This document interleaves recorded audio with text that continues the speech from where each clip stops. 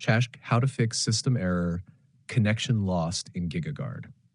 This error usually happens when the game can't maintain a stable connection to its servers. Follow these steps to fix it. 1. Restart your network. Close the game completely. Turn off your router and modem. Wait 1 minute, then turn them back on. Launch the game again. Hacker. 2. Use a wired connection.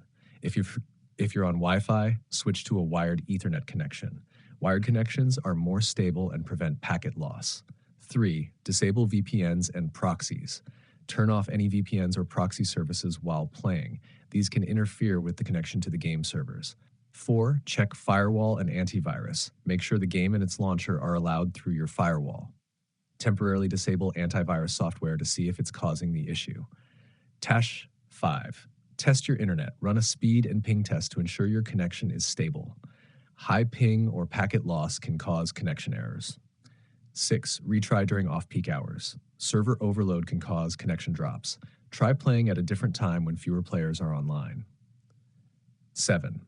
Confirm server status. Sometimes the issue is on the game's side. If the game servers are down, wait for them to come back online.